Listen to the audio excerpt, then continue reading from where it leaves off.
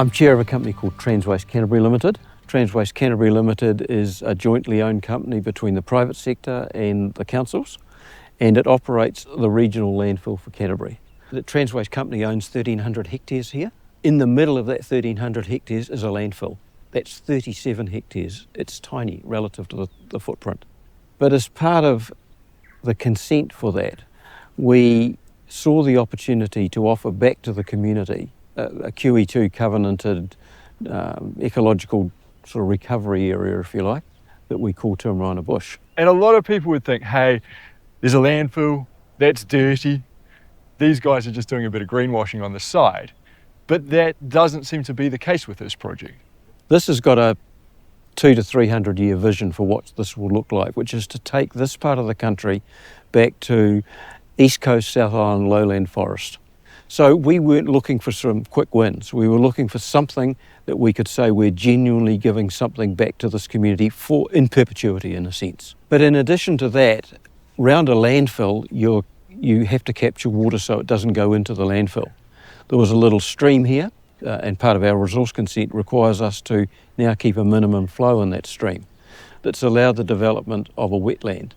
That in itself has allowed these ponds to be here. But more than that, the whole valley floor has become damp. So it's allowing a totally different vegetation to be both planted and to be growing there. I'm always interested in how businesses function. Can you tell me a little bit about how the business operates financially? People, when they pay their rates, or businesses, when they have waste they have to dispose of, have to pay for it to be taken away. That gets offset against the costs of running the landfill, and we have some target figures we look to for the return we generate from that. Because this landfill, Cape Valley, is jointly owned by the private sector and 5 councils, the profits that are earned, the revenue less the expenses, those dividends are distributed back to those 2 groups of shareholders. Mm-hmm. But prior to that, we put money back into the development of the bush, the tracks, the toilets, the whatever it might be for people to use, and the replanting or the further planting of the bush. So you're treating the landscape itself, as a shareholder? Absolutely. We're putting money back to see that happen. You are making sure the shareholders get their cut through the dividends, but prior to that, you're also ensuring nature and the forests and the landscape are also treated as equal shareholders, and you are making sure that they eat as well. Yeah, because if we didn't do that for the forest, for example, and we said, okay, this year we'll put $200,000 or $100,000 into the forest, but then next year we won't do that because the commercial shareholder comes first, we'd get this inequality and inconsistency of investment in this forest. Mm-hmm. The only way it'll work in the long run if we've got consistency of investment. Have you thought a little bit about the potential of forests paying for themselves long term? Indigenous forests paying for themselves long term raises the whole question of biodiversity credits, etc., that are being talked about internationally. I would love to see that happen, where we get some credit for doing what we're doing here, that in itself helps refund back into further development of Tirimoana Bush. I mean, we were lucky that we could take an area as large as 410 hectares and put into Tirimoana Bush. I think you've got to really achieve things and really achieve them well, you need to do things at scale. I agree. And I think we were lucky to have that scale, to have that area, to be able to create that scale. Absolutely. So I am really interested to talk about your exotic forestry operation here too. So part of this property is in pine trees, and you have a really interesting plan about the longevity of that project. Yeah. We have done exotic planting of both radiata and cypress for 2 reasons.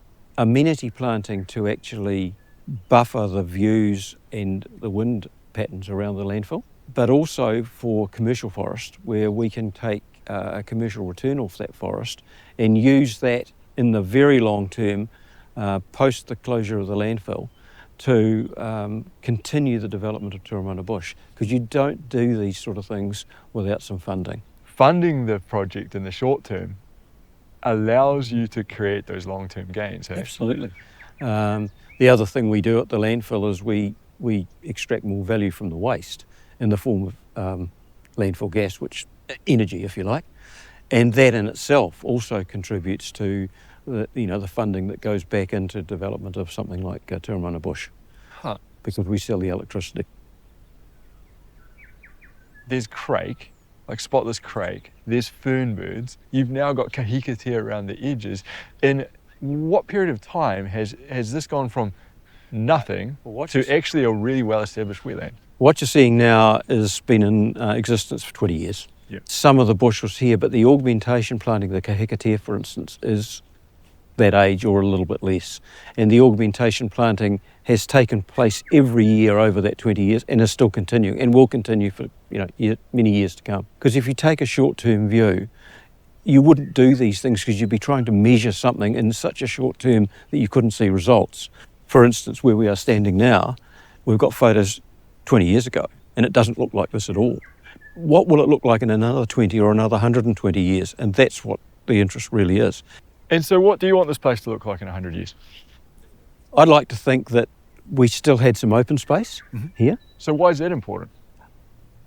It's not much point in recreating it unless you're giving people the opportunity to see it and enjoy it.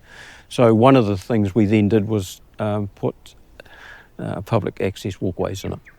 And we've continued to develop those and we encourage the public to use it. It's there for them. Because there's a traditional model around conservation that sort of sees people and nature as two separate things, and keeping people over there is good for nature.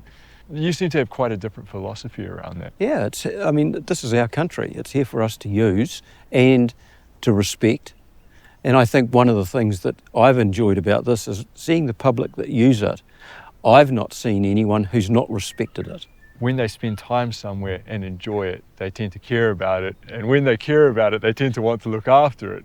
And that seems to be one of the greatest tools and assets we have when we're talking about afforestation and growing new forests. Yeah, and I think one of the things that's unique about this that helps people do that is they come here and compared to other walks they might do, this has got a huge amount of variety from what you're seeing here, wetland, to hill country, if you like, to a steep gorge, to the beach. And they spend 3-4 hours here and they've seen all of that. I don't think I've struck anyone here who hasn't come away from it saying this is a fantastic amenity and we really enjoy it, and they come back. If we were to think about what thinking like a forest means to you, what would that be? I was going to say longevity of life. It's more than that. It's perpetuity of life. Perpetuity of, as a forest, I'm here for the now, but I'm here and I'm gradually expanding and growing and improving the environment forever. I'm part of that. As a forest, that's me. And I feel proud about that.